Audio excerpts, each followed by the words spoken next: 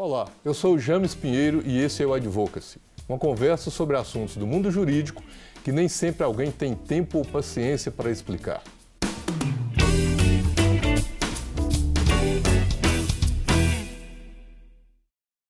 Delegacia de plantão e atuação do advogado criminal. Nesses tempos de grande número de séries e filmes mostrando delegacias de polícia, promotores e advogados que mais parecem heróis de quadrinhos com capa e espada, fica a pergunta de como esses profissionais atuam na vida real e como aconteceria se, por algum motivo, você tivesse que apresentar na delegacia de polícia. Para falar sobre essa realidade, que tem muito de estudo, trabalho, embasamento legal e quase nenhum glamour, o Advocacy trouxe os seguintes convidados. Dr. Sérgio Murilo Braga é advogado e presidente da CAA Vanguarda, que é a Caixa de Assistência dos Advogados de Minas Gerais. O Dr. Felipe Piló, ele é advogado, especialista em Direito Constitucional e professor da Faculdade Batista de Minas Gerais. E o Dr. Leonardo Dias Borges Mota, ele é delegado de polícia no município de Betim. Obrigado, senhores, doutor Sérgio, doutor Felipe, doutor Leonardo, pela participação aqui conosco para tratar desse assunto que é tão presente na vida da população de uma forma em geral. E eu quero começar aqui perguntando para o doutor Leonardo. Doutor Leonardo, o que é uma central de flagrantes e qual que é a importância disso para a gestão da segurança pública? Pois é, James. Primeiramente, eu quero, aqui em nome da Polícia Civil, agradecer o convite. Estou muito feliz em participar do programa. E que é importante nós salientarmos acerca do tema é o seguinte: as delegacias de plantão hoje dizem respeito a uma delegacia que foi criada com o intuito de unificar e centralizar os procedimentos flagranciais, sejam eles de natureza criminal com maiores infratores ou com adolescentes infratores. Recebido esse procedimento na delegacia, são formalizados os procedimentos, o flagrante ou outro procedimento que disser respeito ao caso específico, e feita a ratificação do flagrante, a delegacia de plantão toma as demais providências cabíveis com relação ao recabeamento daquela pessoa que está custodiada, que daquele momento em diante está sob custódia do Estado. Doutor Sérgio, e onde que entra a Caixa de Assistência ao Advogado nessa história do plantão? Porque isso é uma questão da Polícia Civil, em princípio, Exato. Né? Em primeiro lugar, eu gostaria de agradecer a oportunidade de falar aqui em nome da advocacia, James. É um prazer estar aqui com o doutor Leonardo, que é um combativo agente de segurança, e o professor Felipe Piló, que bem representa hoje os constitucionalistas, né? E isso tem muito a ver com o direito constitucional. Hoje tem que se garantir a dignidade da pessoa humana. E as centrais de flagrante, hoje as DEPLANs, né, departamentos de plantão, na realidade nasceram no final de 2016, quando nós firmamos um convênio com o então chefe da Polícia Civil da capital, na época era o doutor Rogério do Melo Franco, e ele me falou da realidade que se passava nessas centrais de flagrantes, onde o conduzido era muitas vezes jogado ao chão, as testemunhas do lado, a vítima do lado, então ficava um ambiente extremamente constrangedor. E eu não milito na área penal, e eu fui até lá com ele conhecer, e realmente é uma situação constrangedora, em primeiro lugar para a vítima, que tem que ficar ao lado do seu algoz. Em segundo lugar, para a testemunha, que também tem que se manter naquele ambiente. Mas também é indigno para o próprio conduzido, que ali, por enquanto, ele não é um criminoso, ele está sob estado de flagrância, não quer dizer cometer um crime. Então, ainda vai se apurar a autoria, vai se apurar a efetividade do crime, vai se apurar os motivos e as razões. E não havia sequer um local para o advogado atender esse conduzido. Então, na realidade, foi criado um modelo de um centro de cidadania, onde a Caixa fez um convênio com a Polícia Civil e onde é solicitado pela advocacia e pela Polícia Civil em comum acordo, a Caixa entra com investimento para dar dignidade, um local apropriado para as vítimas e testemunhas, um local apropriado para o conduzido e um local apropriado para o seu atendimento. Na realidade, é o que a gente chama de ganha-ganha, ganha todo mundo. Ganha a vítima, ganha a testemunha, ganha o conduzido, ganha a advocacia, que trabalha com dignidade, mas, acima de tudo, ganha a sociedade e ganha a cidadania. Então, a Caixa entrou nesse programa, porque é uma das funções da Caixa, agir com proatividade. Então, a Caixa, ela visa assistir o advogado. E quando lá chegamos, nós tínhamos a função meramente assistencialista, ou seja, assistir o advogado em estado de necessidade. Nós invertemos esse papel e hoje a Caixa busca dar condições de trabalho. E uma dessas condições é exatamente a dignidade para atender um conduzido em estado de flagrância. E aí, doutor, porque a gente debate que muito assim, qual que é o fundamento jurídico dessas coisas todas, né? Assim que a gente está debatendo os temas que são da realidade. Ouvindo aqui a explicação, a fala do doutor Sérgio, qual que é o fundamento legal disso, né? Assim, até para a prerrogativa do próprio advogado no seu trabalho? A gente pode levar em consideração principalmente a própria Constituição Federal. Na hora que você, no seu artigo 3º, coloca a valorização do trabalho, a gente coloca a valorização do trabalho do próprio delegado, que ali se encontra, dos policiais, do advogado e da dignidade da pessoa humana, na própria Constituição Federal, que você coloca o ser em primeiro lugar, né? Quando a gente fala da dignidade da pessoa humana, a gente não fala somente daquela pessoa que está sendo conduzida, mas dos familiares, de toda uma sociedade. A partir do momento que se valoriza uma administração de um departamento de polícia, essas pessoas, a sociedade em geral, sai ganhando. E se cumpre um papel fundamental que a Constituição quer, que seja respeitada a dignidade dessas pessoas, em primeiro lugar. Tá? Então, a gente pode fundamentar na própria Constituição Federal.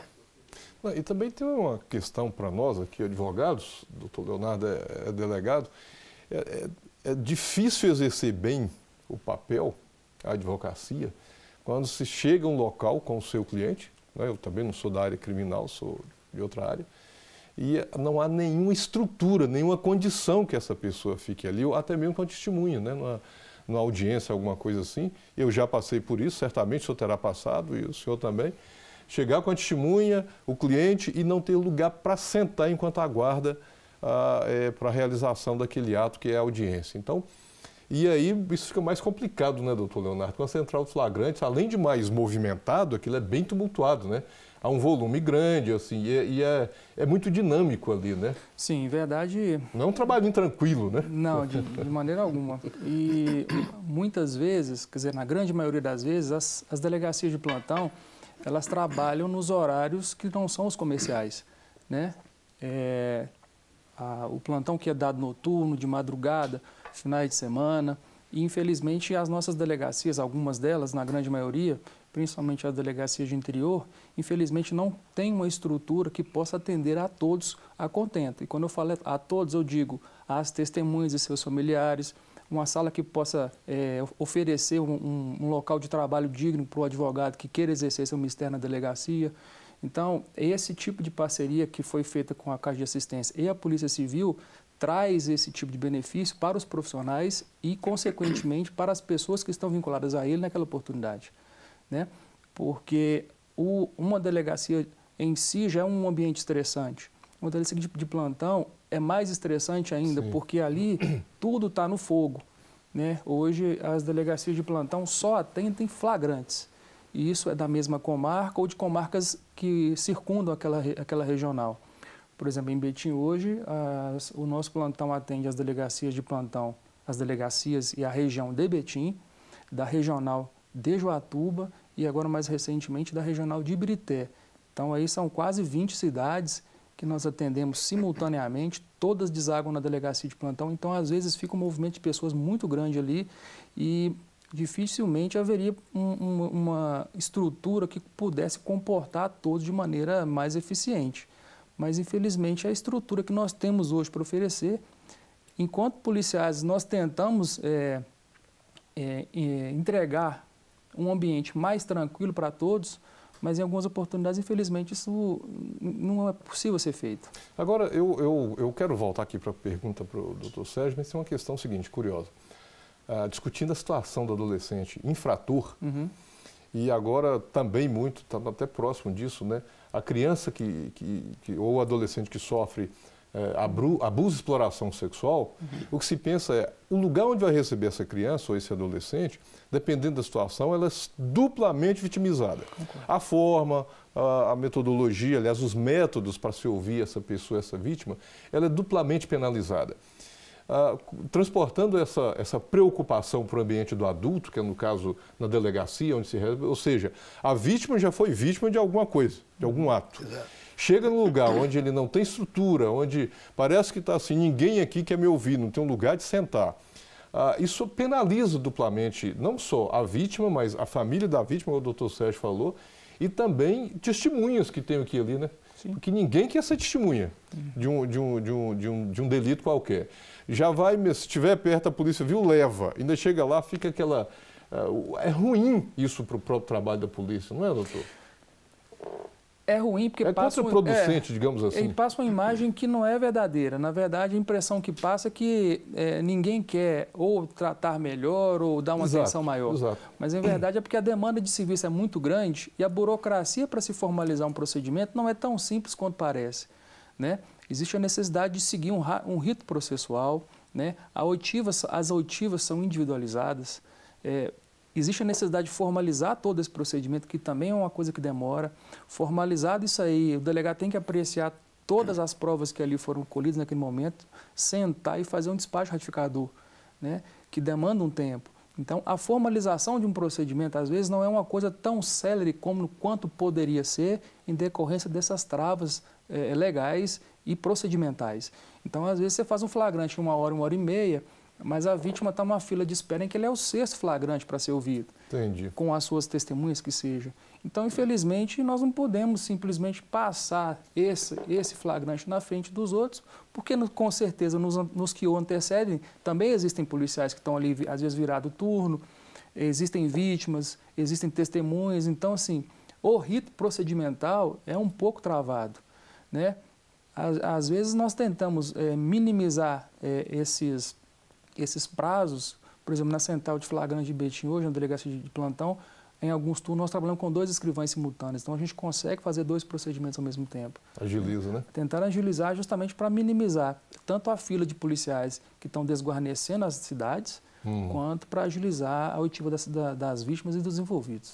Eu quero até deixar já uma perguntinha aqui para o próximo bloco, para os colegas aqui advogados, onde que isso influencia perdão, de que forma? Porque isso tem um reflexo direto para a população, né? Quer dizer, o atendimento, o advogado que tem boas condições de trabalho, isso reflete no atendimento que é dado à população de uma forma geral, que a gente poderia pensar, bom, mas isso é um problema do advogado, e a população ganha o que com isso?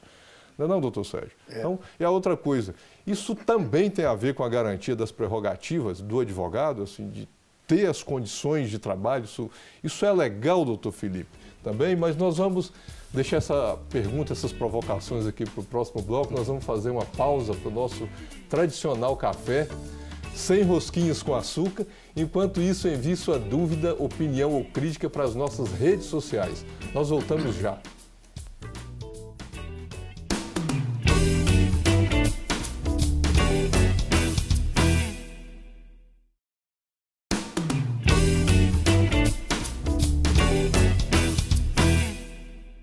E nós já estamos de volta com o nosso Advocacy, hoje conversando sobre delegacia de plantão e atuação do advogado criminal. Se você quiser conversar conosco, então mande um WhatsApp para o número 31 98027 0984. E nós terminamos o bloco anterior com 2 perguntas aqui para os doutores Sérgio e doutor Felipe Piló. A primeira é o seguinte, esse tipo de ação da Caixa, essa parceria com a polícia, isso tem a ver com garantia das prerrogativas do advogado, né, da advocacia em geral, quer dizer, a condição do trabalho. E outra coisa é, essa condição para a advocacia trabalhar bem, isso significa também que está atendendo o direito da população, que também a população fica melhor assistida, né, ou melhor atendida pela política do governo, política governamental em geral, né? Então, é isso mesmo ou não, doutores? Ô, James, eu gostaria de esclarecer, e é importante que a sociedade saiba disso, que as prerrogativas não integram o patrimônio da advocacia. Na realidade, as prerrogativas do advogado integram o patrimônio da própria sociedade. Porque o advogado, quando faz uso das prerrogativas que lhe são conferidas por lei, o faz na defesa de algo ou de alguém. Então, o advogado, quando ele conclama suas prerrogativas, ele está defendendo os direitos individuais, os direitos coletivos, os direitos sociais e até mesmo o meio ambiente, os direitos difusos. Então, a sociedade tem que entender a importância das prerrogativas profissionais da advocacia, que, repito, integram o patrimônio da própria sociedade. Então, são as prerrogativas da advocacia que garantem o pleno exercício da cidadania. E nesse ambiente de um flagrante, de um ambiente policial, cada cidadão tem que entender que todos nós estamos sujeitos a isso. Todos nós estamos sujeitos a um acidente de trânsito, todos nós estamos sujeitos ao cometimento de alguma falta, seja por um erro de fato, seja por um erro de conduta, seja por uma violenta emoção, enfim, todos nós podemos nos sujeitar a isso. Então, a garantia não é do advogado, a garantia não é da polícia, a garantia não é do agente de segurança, a garantia é da cidadania.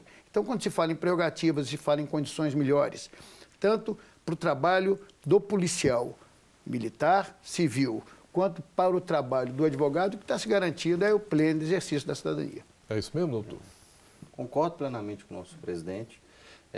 Quando você cria um ambiente apropriável para as pessoas poderem acessar a justiça da melhor maneira possível, seja ela a pessoa que está sofrendo ou aquela pessoa que está sendo conduzida por algum ato, e para que a própria justiça ela possa abraçar essas pessoas, você está levando em consideração que a Constituição ela vem para poder colocar esse acesso para todas as pessoas. Quando você valoriza o trabalho, seja do advogado, seja dos policiais, seja da própria administração, você cria um ambiente para que a sociedade consiga ser contemplada. O nosso objetivo da própria administração pública é poder fornecer o bem para todos. Né? E quando você coloca para todos, é principalmente para aquele cidadão que está sendo usuário. E esse cidadão é o próprio advogado, é o próprio policial, é o próprio delegado, né? E aquele próprio aquela pessoa que está usufruindo daquele poder. Ou seja, é um direito que o cidadão tem de ser bem atendido. É um direito que tem, que na própria Constituição fala do acesso à justiça, né? Da dignidade da pessoa humana, tudo a gente pode levar em consideração esses fatos. Só fazer uma parte aqui rapidinho, doutores.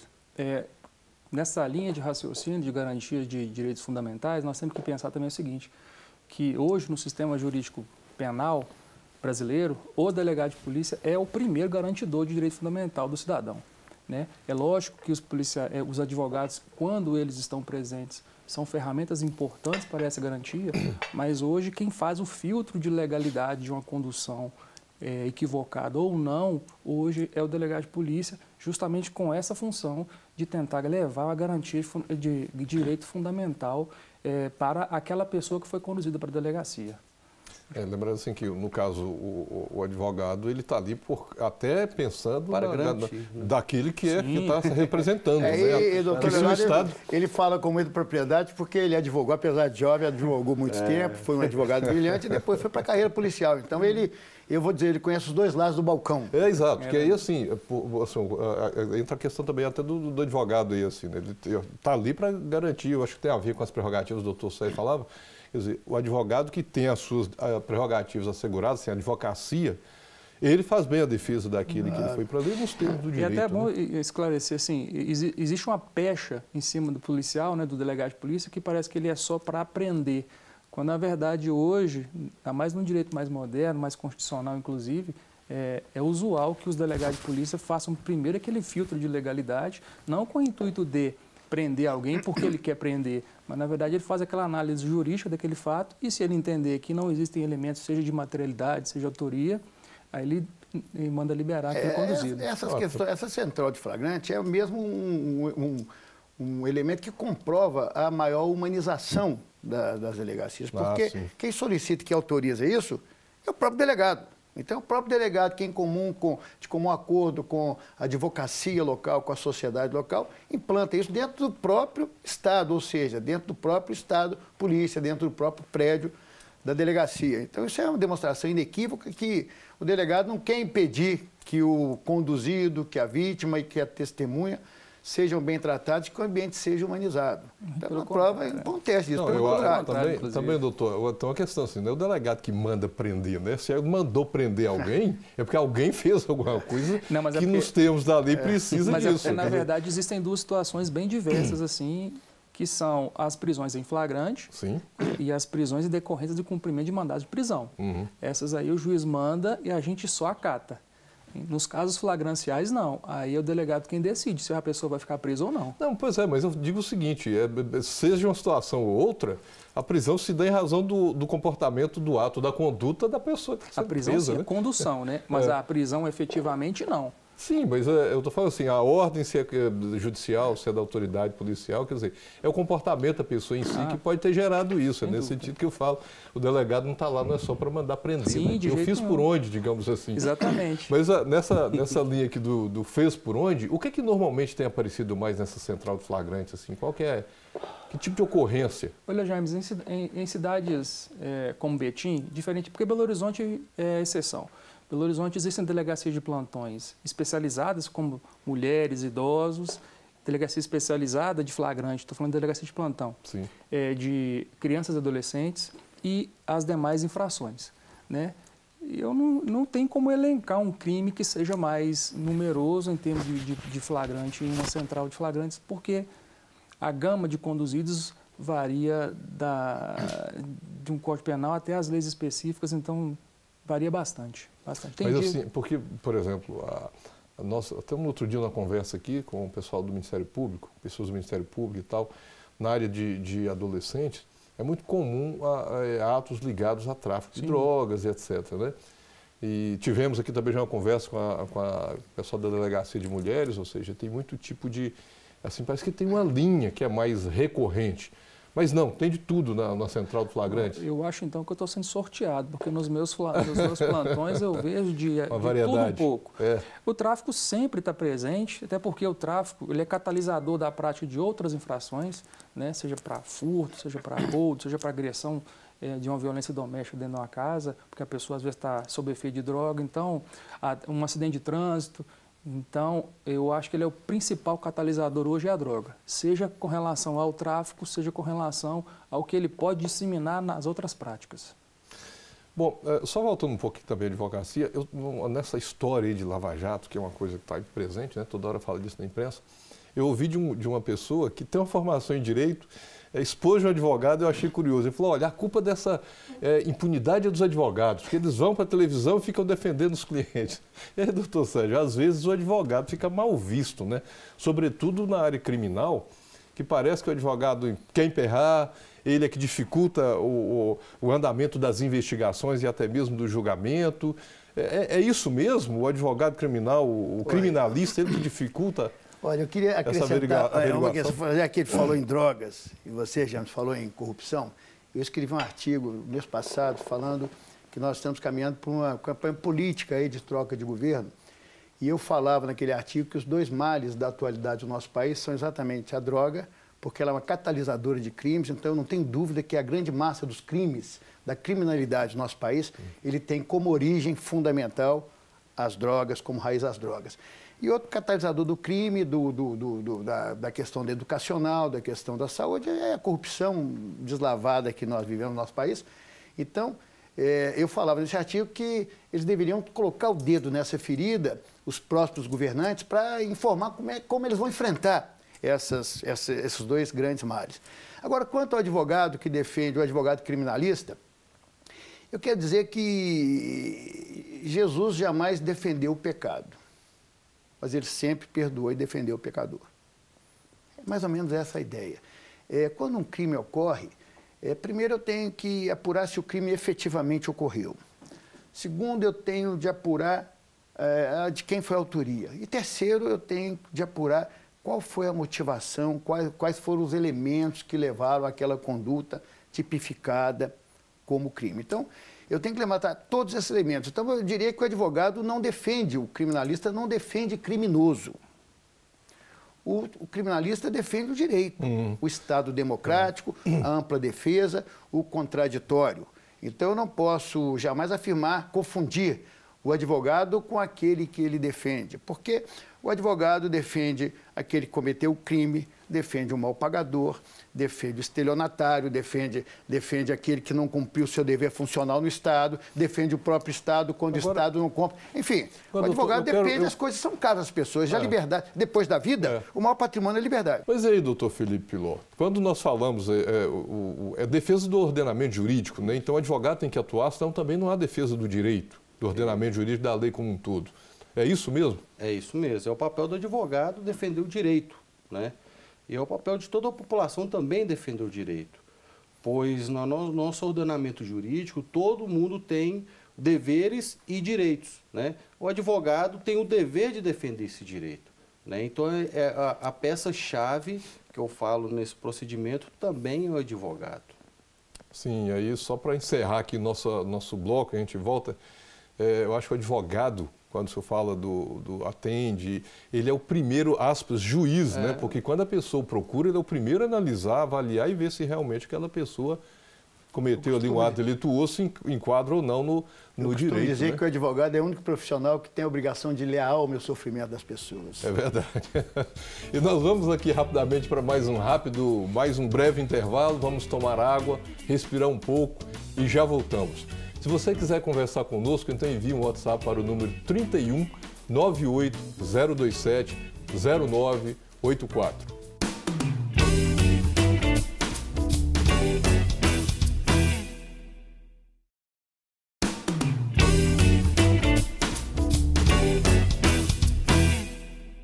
Já estamos de volta conversando sobre Central de Flagrantes e a atuação do advogado criminal.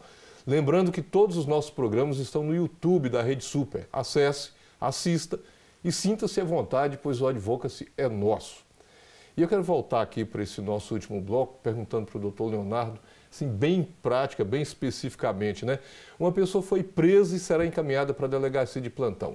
Quais são os procedimentos que ela deve tomar, para quem uma pessoa nessa situação deve ligar e existe algum tipo de triagem de acordo com o motivo daquela condução até uma central de flagrantes, doutor?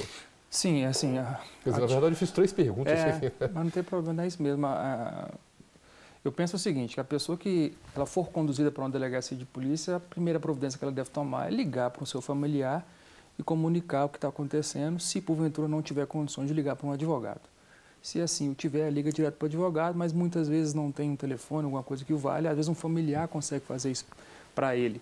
É importante que a pessoa que esteja na condição de conduzida, ela comunique para alguém que ela está naquela situação, para que outras pessoas saibam e, se for o caso, intervenham em favor a ela.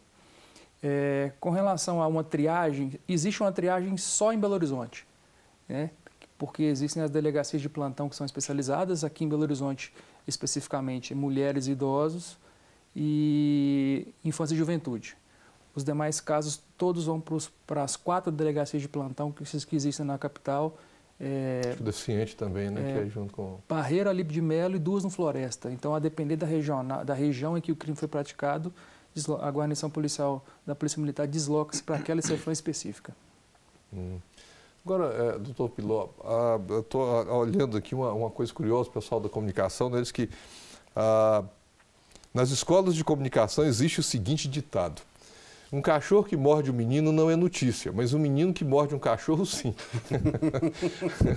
E até que ponto esse tipo de espetacularização afeta o direito? Quer dizer, assim, espetacularizar demais a atuação, sobretudo na área do direito criminal, isso afeta o direito? E de que forma se afeta?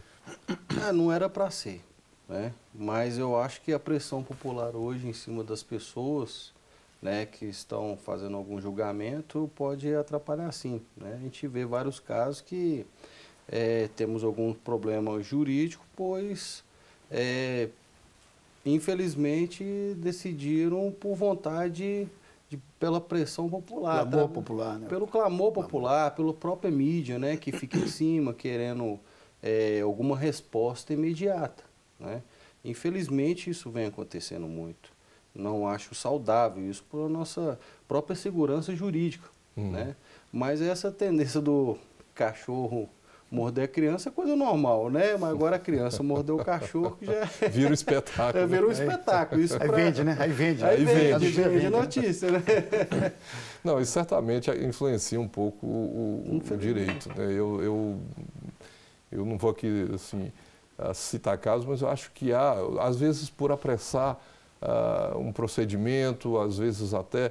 Eu, particularmente, sou contra estar exibindo pelos veículos de comunicação algumas sessões de julgamento. Eu acho que isso não é saudável para a democracia, para a população, para o judiciário, para a polícia de uma forma em geral. Imagina se toda uma audiência, se toda a oitiva de alguém na delegacia fosse transmitida para todo o Brasil, delegado, quer dizer, enfim, eu acho que tem um prejuízo no direito com esse tipo de espetacularização. Até um certo ponto, há um prejuízo para o direito, sim, sabe? Sem dúvida nenhuma. Porque a imprensa tem o dever de informação, mas isso não pode ser conduzido com uma tentativa de indução a algum resultado, de indução a alguma espetacularização de alguma notícia. E eu concordo com o Piló quando ele diz que não é viável um tribunal se exibir ao vivo numa rede de televisão, exibir um julgamento ao vivo numa rede de televisão. Isso não tem o mínimo aspecto pedagógico e não tem o mínimo aspecto jurídico que está sendo defendido aí. É simplesmente, com perdão da expressão, julgar para a plateia. É o judiciário julgando para a plateia. Eu não acho isso aconselhável, não acho isso prudente, não acho isso sequer legítimo. Outro dia, numa palestra, num congresso de direito aqui em Belo Horizonte, eu ouvi até um dos palestrantes, né, ministro do STF, ele colocou, olha, hoje se perguntar para qualquer brasileiro, ele sabe o nome dos 11 ministros do STF, mas não vai saber o nome dos 11 titulares da seleção brasileira. Eu não sei se ele vê isso como algo positivo ou como algo negativo, ou pela forma como o brasileiro tomou conhecimento disso, né? Se foi negativo, se foi positivo, como hoje eu sei o nome de 11 ministros do STF. De que forma que esse conhecimento foi adquirido, né? Então, acho que o direito tem uns limites aí de se tratar para que ele seja aplicado, para que a democracia seja respeitada. Com serenidade. Com serenidade, e não é tudo que é dado de informação à população pela forma como muitas vezes é dado, que significa que é a transparência. Não é isso que a lei vai tratar de transparência especificamente, né? Mas, voltando aqui para falar da Central de Flagrantes, que é um lugar onde todo mundo tem que ser bem tratado, doutor? Sem dúvida. Doutor, assim, digamos que alguém queira, assim, qual foi a experiência de montar essa central? Eu até pergunto aqui para vocês dois. Assim, que caminhos, que passos, que recursos, digamos que alguém que está nos vendo aqui queira também uma parceria dessas aqui em Minas Gerais. Nós temos também outras pessoas que nos ouvem e nos acompanham em outros estados, mas assim, que passos foram dados para construir essa parceria? Não, deixa eu te falar, esse é um programa que é desenvolvido pela Caixa de Assistência do Estado de Minas Gerais. Então, só existe esse programa em Minas Gerais. Outros programas já foram criados. Hoje nós temos um programa que é denominado Dignidade Prisional, que é o atendimento do indivíduo encarcerado.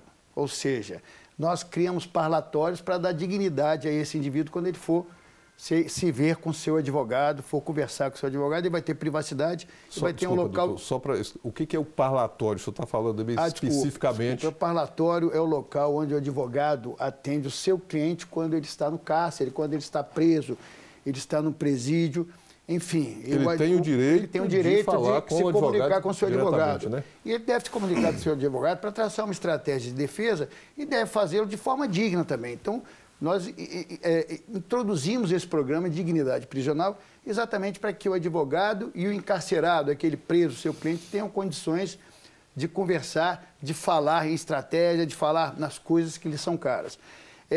Criamos também um sistema hoje que já está difundido pelo Estado, são os chamados escritórios compartilhados, onde aquele advogado, que não sei se você sabe disso, você conhece bem a profissão, o advogado hoje sofreu um processo de empobrecimento. Cresceu muito o número de advogados, nosso PIB não aumentou e, evidentemente, os recursos para a advocacia estão sendo mais capilarizados e a advocacia, enfim, eles falam proletarização, eu costumo chamar de empobrecimento da advocacia. Então, muitos colegas não têm nem sequer como ter um escritório. Então, a Caixa tem esse programa também de criação de escritórios para atendimento daquele advogado em necessidade. Em Belo Horizonte são 3. Um no edifício Mirafiore, um na rua Paracatu, no Barro Preto, e um no Alto Afonso Pena, de frente ao Tribunal de Justiça. São ambientes de extremo conforto e de extrema tranquilidade para o exercício profissional. O outro em Betim, está implantando em Montes Claros, Juiz de Fora, Uberlândia, Uberaba, Pouso Alegre, enfim, nas maiores. E a questão dessa central de flagrante, esse espaço de cidadania, ele segue o mesmo norte. Ou seja, eu só posso instalar uma central dessa onde haja demanda para tanto, ou seja, na delegacia de plantão que atende toda uma região. Então, todas aquelas delegacias de plantão, onde houver um esclarecimento, uma união, porque nós temos que entender que todos estamos no mesmo barco, todos. advogados, agentes de segurança, Ministério Público, juízes, todos nós somos agentes de pacificação por obrigação constitucional. Então, essa união, havendo essa união entre um delegado regional, entre as subseções da OAB, as delegacias da Caixa, esse equipamento pode ser instalado em todos os cantos do Estado de Minas Gerais. Quero dizer que, assim como dignidade prisional, que é um equipamento muito barato para o bem que ele produz, porque eu uso a mão de obra do encarcerado e eu dou só o material e o projeto, também essas centrais de flagrantes, essas centrais de cidadania, elas têm um custo muito baixo. Para se ter uma ideia, se instala uma central dessas com 11 ou 12 mil reais. É um valor expressivo, mas se você for colocar na contrapartida que ela oferece à cidadania, à sociedade e à advocacia, é praticamente gratuito esse valor. Sim. Então, nós temos a possibilidade de instalarmos em todas as regiões do Estado. Agora, a demanda tem que vir até nós. Então, e de que forma que a demanda vem até nós através de um contato com a Caixa de Assistência. E a Caixa de Assistência tem todo o aparelhamento para instalar isso em curtíssimo prazo. Para você ter uma ideia, nós fechamos o convênio, depois de fecharmos o convênio no final de 2016, em 2 meses nós tínhamos a primeira Ceflan instalada, que era a Ceflan 4, no Alípio de Melo, uma obra belíssima.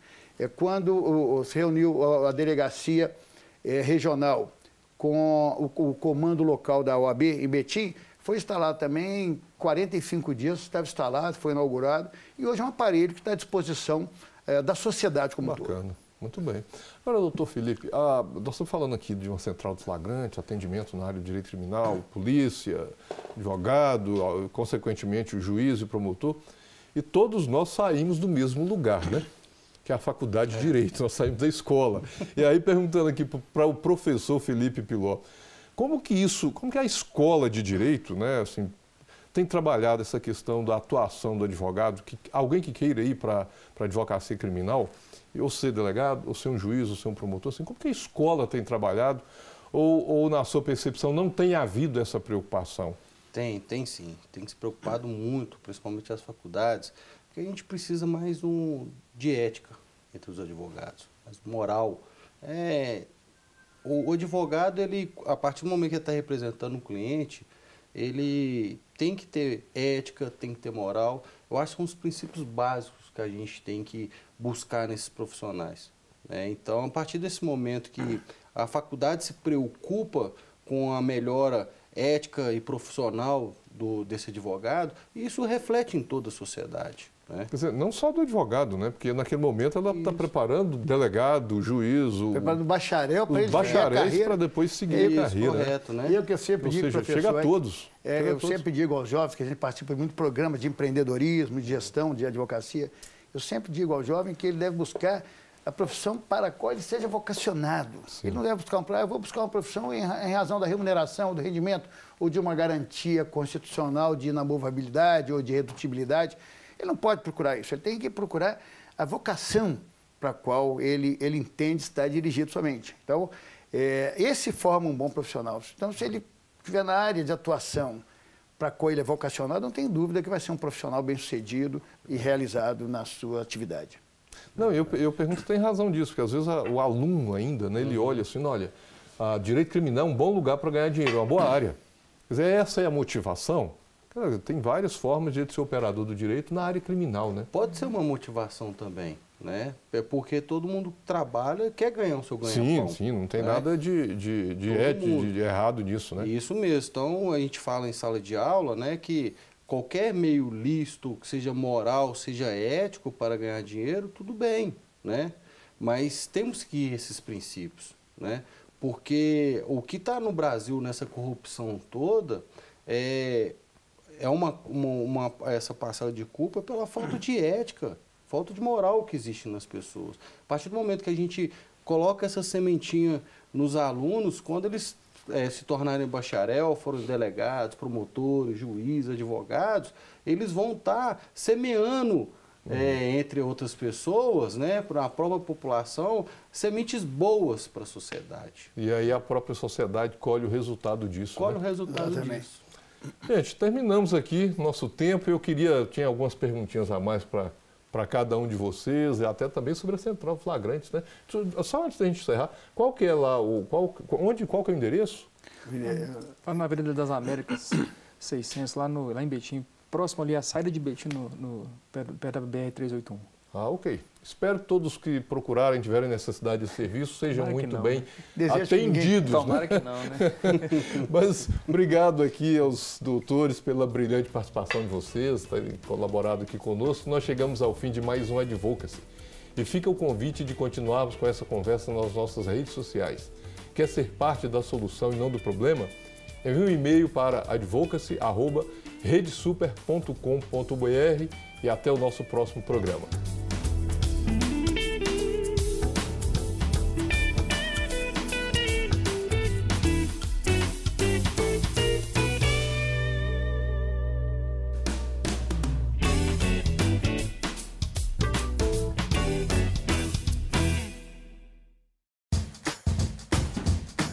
Não quer ficar um segundo por fora da nossa programação? Agora você pode nos acompanhar através das plataformas digitais. Queridos amigos e amigas, preciosos irmãos e irmãs, não perca tempo. Acesse, curta e siga-nos. Fique por dentro de tudo o que acontece aqui. Rede Super, inspirando você.